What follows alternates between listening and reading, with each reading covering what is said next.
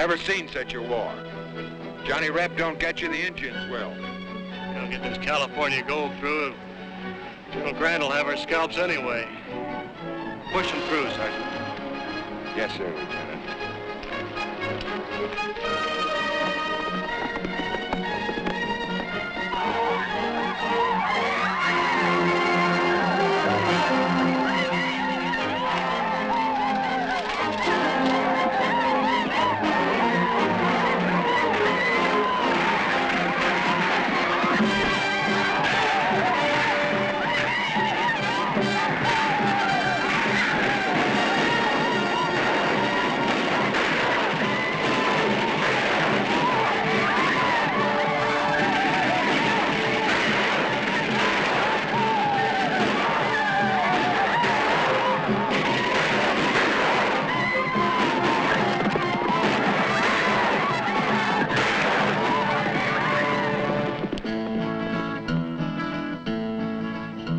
I sing as I wander along on the lonely road.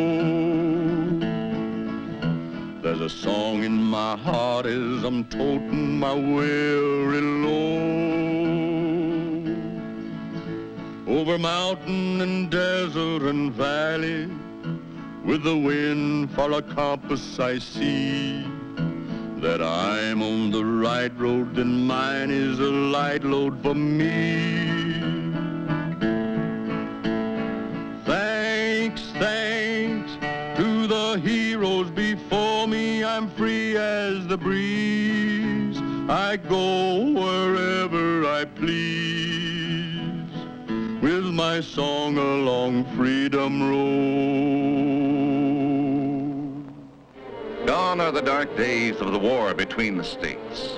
Gone, too, are the rumbling wagon wheels on the old pioneer trails. Today, other wheels are rolling on the superhighways of modern America. This is a story of America and some of the people along the way. The people could be you or me or the neighbor next door. That is, all except one. The story begins on a California highway near San Francisco.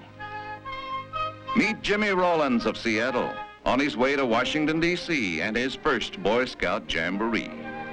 He's getting a king-size thrill out of the ever-changing view of America through these big picture windows. How's it look to you so far, son? It's the greatest. But take this highway, for instance. It follows the coast all the way down to San Diego. And then remember, it's the same road the Spaniards followed almost 200 years ago. Only they called it El Camino Real, King's Highway. Try and imagine how it looked then. You mean with Spaniards on horseback? In your own mind's eye, yes. Fred Schroeder of Portland, Oregon, also has his place in this story of America. Summoned to the nation's capital to receive a medal for his only son, Fred Schroeder should be a proud man. He isn't.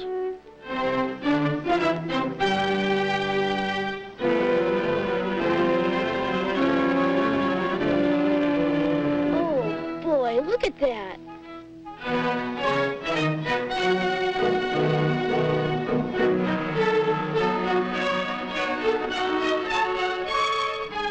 It's the longest single-span bridge in the world. Gee whiz.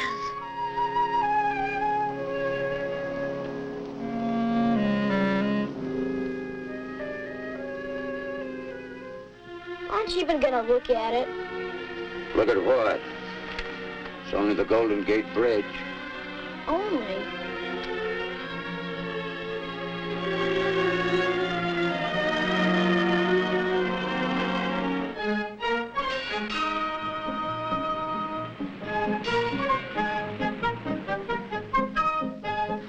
Sure doesn't look like the Old West. Well, maybe not here and now, but they tell me you should have seen it 100 years ago. San Francisco was the Old West then. I see that street sign up ahead? Sutter Street. Behind that sign, I see Sutter's Mill, in the valley of the Sacramento. The year is 1848. John Sutter's workmen were digging a new mill race in the river and found gold.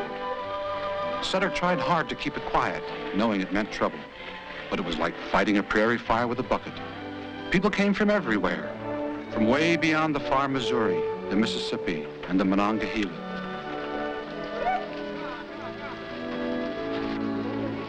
Even the Rockies couldn't stop the rush for gold.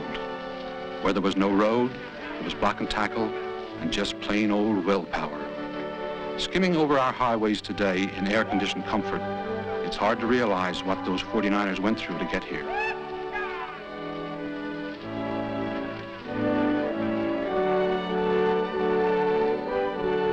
A lot of them didn't make it, but the rest kept coming. It went on until the river of the Sacramento and all the runs and creeks were swarming with men seeking California gold. Gee, I can almost see it.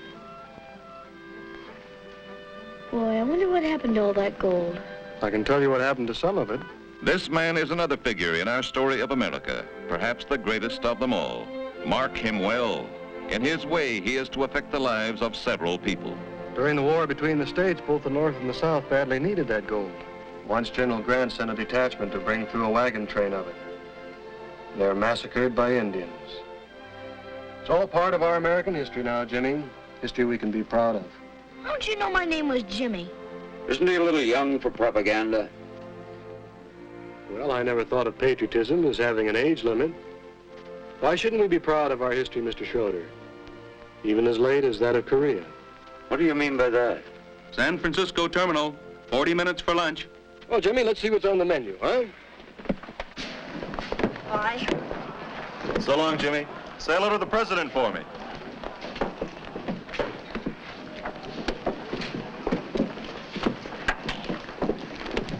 Where did I pick him up? Once for Sacramento, Chicago leads, now boarding in gate 7. All aboard. Thank you.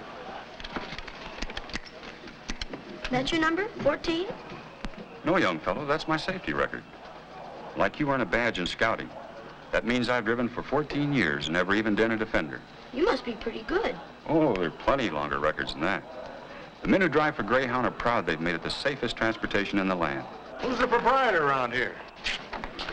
Where to, please? Philadelphia. Thank you. Hi there, General. Hey, aren't you Bill Roberts of the Philadelphia Eagles? Could be. Excuse me. Oh.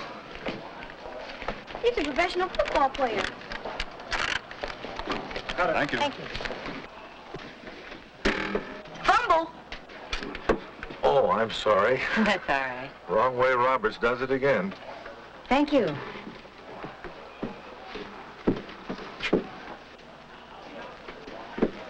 Thanks, Coach.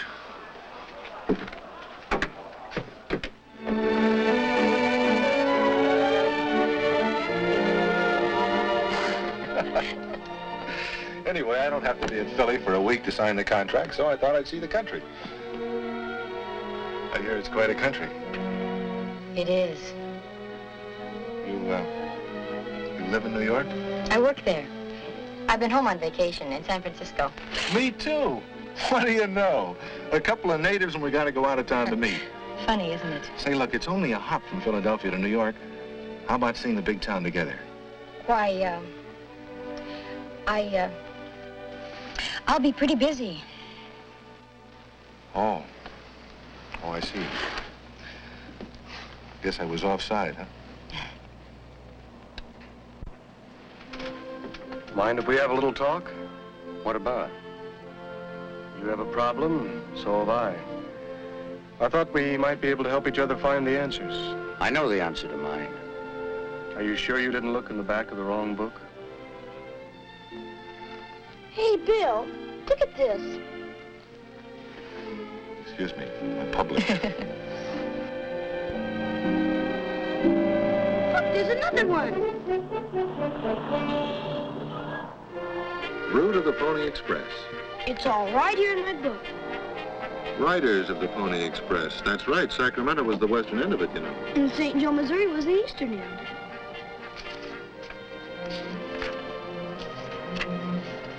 Here it is. Listen. The first telegraph line had been strung as far west as St. Joe, Missouri. From there on, the mail had to be carried by stagecoach. It was 2,000 miles from St. Joe to Sacramento. It took weeks and months, and then they didn't always get through. That's when the Pony Express was organized. People said it couldn't be done, but it was. 80 daring young riders, many in their teens, and 500 thoroughbred horses. They had stations along the way so a rider could change horses every 30 to 40 miles. These pony riders would start out from St. Joe with a pistol and a prayer book and the Sacramento mail. No matter what the difficulties, the dangers, or the obstacles, the riders went through.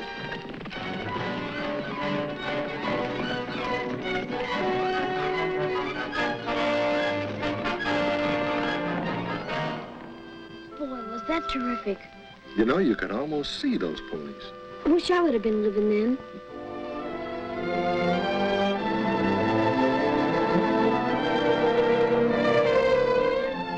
How old are you, young man? 13, sir. 13. 10 years ago. He liked the West, too. Who, Mr. Schroeder? He was a Boy Scout. They couldn't wait to get him in uniform, either. Easy, Schroeder. Let's look this guy. Don't you like this country, mister? No, Bill. If you want to fight for it, they'll give you a uniform, too. I put mine away after Korea. Any more questions? I think it's time for some answers, Bill. Mr. Schroeder's only son was killed in Korea. We just found out how. The boy's been awarded the Congressional Medal of Honor. Mr. Schroeder's on his way to Washington to accept it. I'm sorry, sir. I didn't know. I didn't know anybody. Congressional Medal of Honor. Gosh, that's the highest there is. Is it?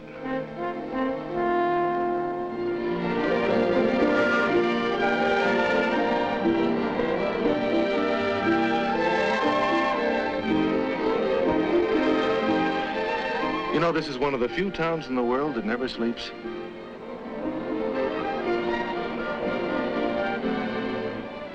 They all come here to gamble. Or because they have gambled and lost. You mean I mean, a person ought to be real sure she's marrying the right guy. Waldo's a fine man, and he has good prospects, too. Waldo? Besides, he's my boss. Oh, I'm sure he's a good, dependable guy, but do you have fun together?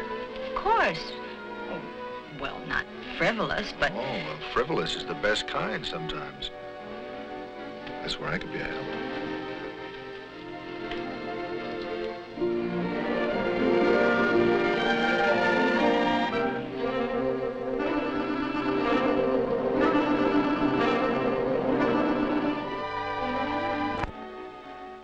Where's the rest of your troop, son? They lost, too? No, sir. They went on ahead. My dog was sick, and I couldn't leave till he got better. Oh, good for you, son. I like a feller I could depend on, even if I was a dog. Say, aren't you Tex Ritter, the movie cowboy? That's my brand. I saw you get on at Laramie. I've been on personal appearances, Denver and places. I wish I could hear you in person. Well, could you? Well, now, maybe I could. Just one short one. Did you ever hear the legend of the Alamo? I don't know. Did you ever hear of Davy Crockett? Oh, sure. Well, this song here is about Davy and the Alamo. Now, you try to imagine that you're in San Antonio, Texas, while I sing about it. Alamo and the stubborn band that stood in the path of invasion. 180 were challenged by Travis to die. By the line that he drew with his sword when the battle was nigh. And young Davy Crockett was first to cross over with a gallantry fierce in his eye. For God and for freedom, a man more than willing to die. Hi, yip, Santa Ana, we're killing your soldiers below. That men, wherever they go, will remember the Alamo. They sent a young scout through the battle, much bloody and loud, with the words of farewell from a garrison valiant and proud. Grieving not, little darling, my dying, if Texas is sovereign and free.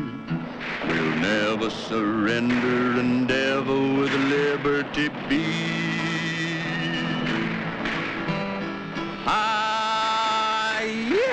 Santa Ana, we're killing your soldiers below. That men, wherever they go, will remember the Alamo.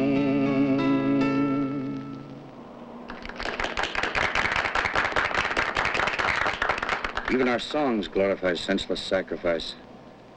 What good did it do those few men to fight on when they knew they'd all be killed anyway? If I'd known the answer to that for sure, I wouldn't be here. I don't understand you. You will. Before this trip's over, I promise you. Honest, Mary. That's the way it is. Oh, Bill. Right when I thought I had my life all planned and ordered.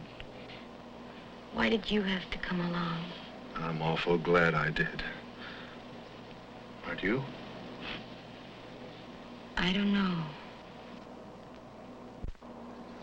Now, that's why I like this kind of travel. To me, every mile of America is a magnificent mile. Especially when you can see it close up like we're doing.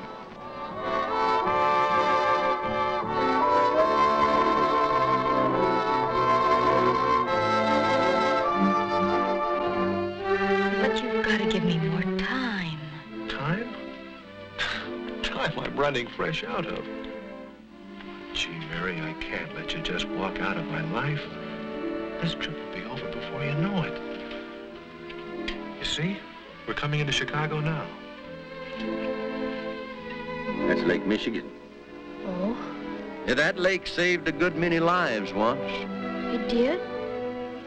To look at it the way it is today, it's hard to realize that right here in 1871 was the scene of the most destructive fire there ever was. Thousands of people saved themselves by wading out into the lake, where the smoke turned day into night and the flames turned night into day. All because Miss O'Leary's cow kicked over that land. But the city rebuilt, bigger and better than ever, with only a few landmarks left to show where the great fire was. Well, I see we're pulling in. I'll be leaving you in Chicago. You can get off and look around if you want to. You'll have a little time here. Well, then goodbye, Mr. Ritter. Just wait till the troop hears I rode this far with you. Pleasure's all mine, Jimmy. Be a good scout. Well, goodbye, Tex. So long, partner. Say, I know where I've seen you before. Was that so? Weren't you in my outfit, the old 2nd Division?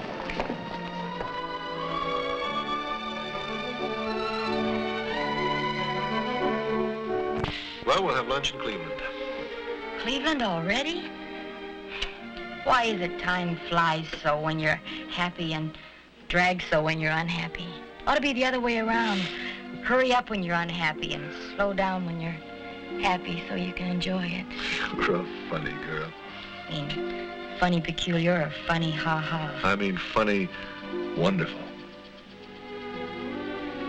Hey, Bill.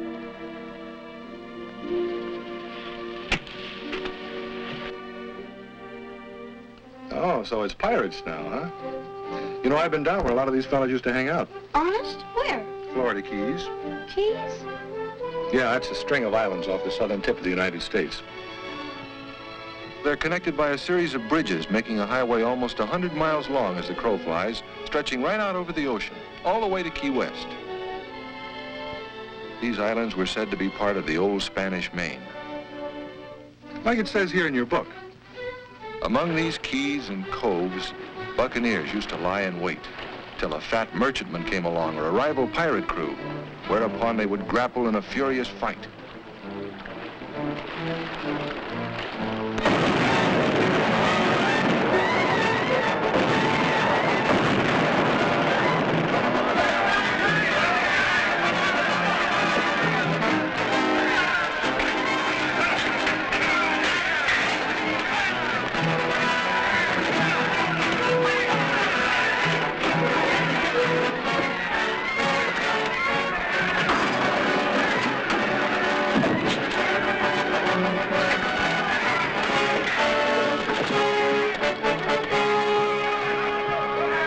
There's a lot of buried treasure down there. Could be.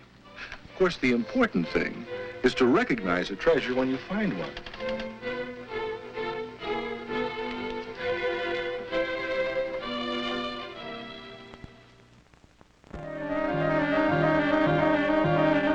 We certainly made good time on the Pennsylvania Turnpike. You getting in a hurry now that your trip's almost over? Oh, no. I mean, I'm really enjoying seeing the country. Well, remember one thing. In this country, a woman has a right to change her mind.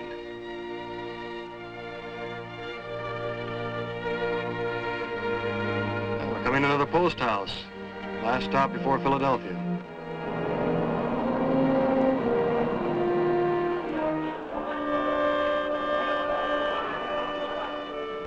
Well, if we'd have been here 180 years ago, we might still have eaten Philadelphia scrapple and cherry pie.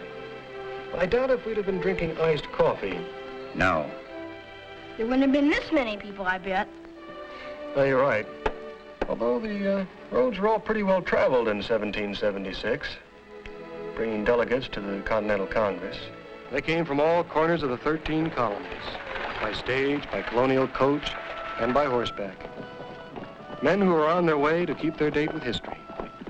And naturally, there were delegates from Boston to report firsthand on Massachusetts' answer to the stamp tax. A secret organization of patriots. We'd call them underground today. Sons of Liberty staged the famous Boston Tea Party. Disguised as Indians, they threw 3 shiploads of heavily taxed tea into the harbor. So the delegates were gathering in a building that still stands in Philadelphia. Their meetings were stormy and exciting. Some of the colonists felt they weren't being so badly treated by standards of the old country. But over here, the people were beginning to breathe the exhilarating air of freedom. It was a new idea in the world, and they liked it. But it was a dangerous idea to espouse.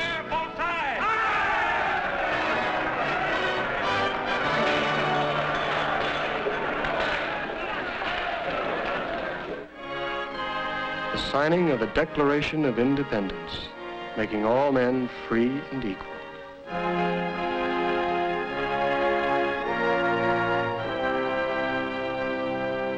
Why so large a signature, my friend? So John Bull may read my name without his spectacles. We must hang together, or else most assuredly we'll all hang separately.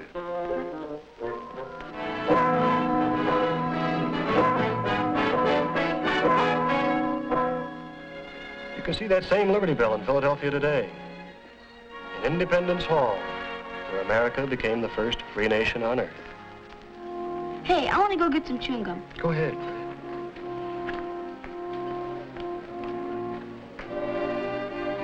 We better get back to the bus. I imagine your son was a lot like that. A lot.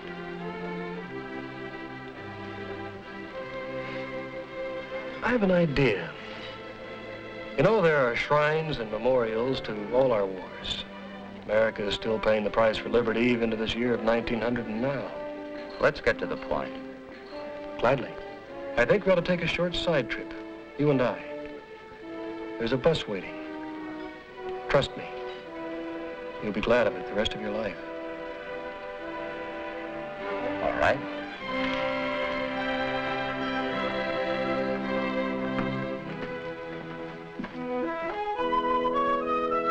So it is that when the rest of the party rolls into Philadelphia, Schroeder and a friendly stranger are missing. And these two have a problem of their own growing more acute by the moment. Okay. I'll stick around while you phone him. Yes. Yes, dear. All right.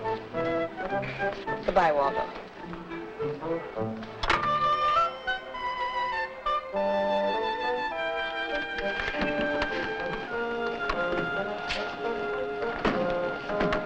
Mary? Did you tell him about us? I couldn't. Not just like that. Maybe that'll help you make up your mind. Thanks. It does. You and your football manners.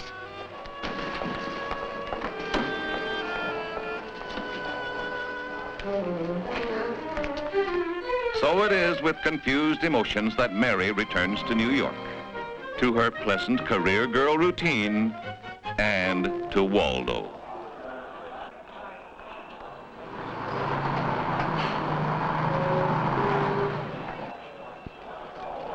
Mary!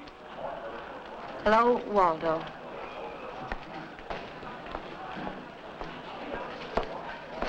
Welcome, thrice welcome. We better get out of here. I have something in this box for you. I'll take your luggage. Excuse us, please. I trust you feel completely rejuvenated. There are a great many things at the office that require attention. What's the matter? Waldo, I've got to tell you something. Yes, my dear. Then I'll be going back to Philadelphia. To Philadelphia?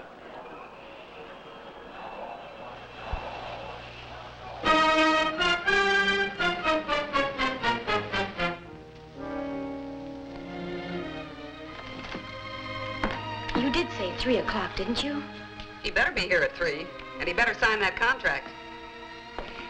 He will. We'll need the money.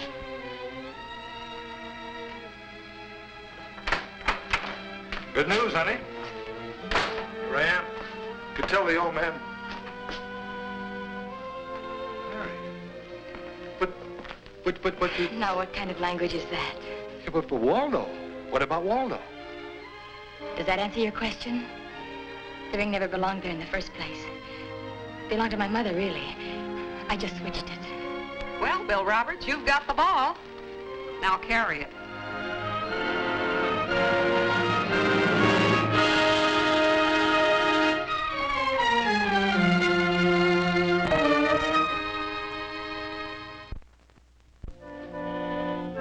This is the mysterious destination to which the stranger has lured Fred Schroeder.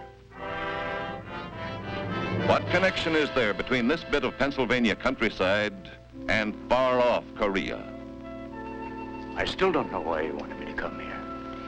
I wanted us both to come here, because there's a message here we both need. What message? Who are you, anyway?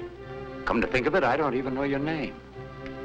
Almost 100 years ago, when he came to Gettysburg, it was in this very town.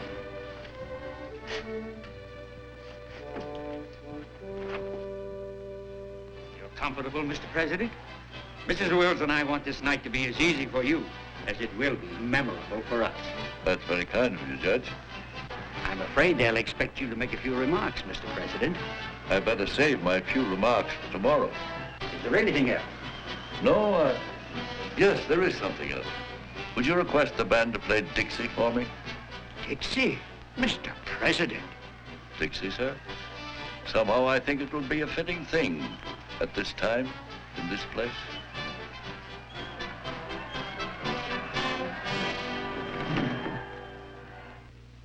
Fellow citizens, the president is very tired, and he'd like to be excused until tomorrow. He asks that the band play Dixie. Dixie? Why, what does he mean by that? Does he know that Gettysburg is in Pennsylvania?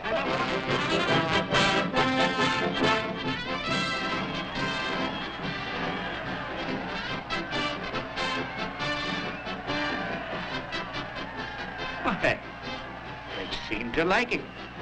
Why not? It's a mighty fine tune.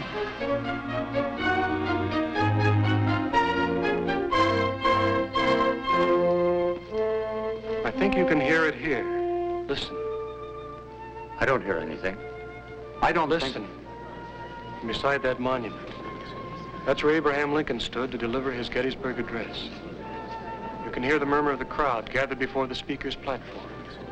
Now, they're quieting now. He's coming forward. You can hear him now.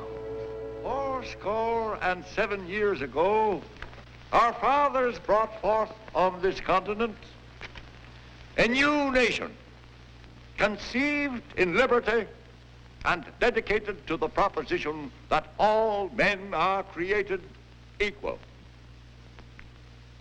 Now we are engaged in a great civil war, testing whether that nation, or any nation so conceived and so dedicated, can long endure. we are met on a great battlefield of that war. We have come to dedicate a portion of that field as a final resting place for those who here gave their lives, that that nation might live, that from these honored dead, we take increased devotion to the cause for which they gave the last full measure of devotion. That we here highly resolve that these dead shall not have died in vain. That this nation, under God, shall have a new birth of freedom, and that government of the people, by the people, and for the people, shall not perish from the earth. Did you hear that, Schroeder? Did you hear that? That was the message we both needed. That these dead shall not have died in vain. They wonder sometimes, those who gave that last full measure of devotion, if the people who inherited this country are worth the sacrifice. Well, I've seen both now. I've seen the country and the people. They're worthy of each other. You've made me understand, too. You have made me proud. Proud and humble. I'm glad. Look after Jimmy, will you? I'll see you in Washington. Of course. And I want to thank you.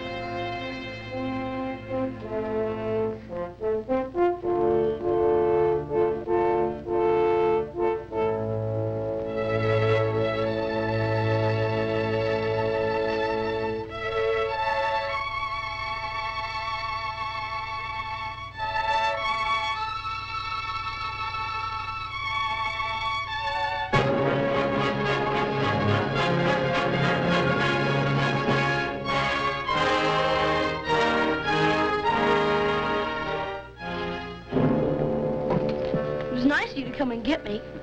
I wanted you here with me, Jimmy. That's the tomb of the unknown soldier. Is the guard always there? Always.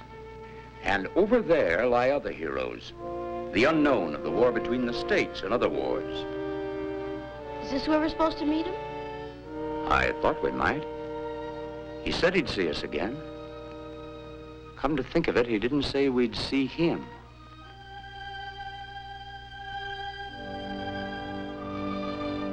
He was kind of strange, but nice. I wonder what he does.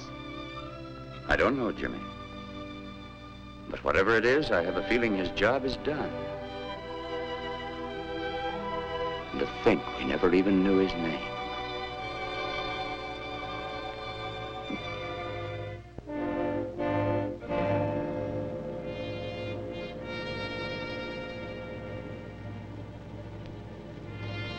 His name, like the words of President Harding when he dedicated this spot, the name of him whose body lies here took flight with his imperishable soul. We know only that his death marks him with the everlasting glory of an American who died for his country.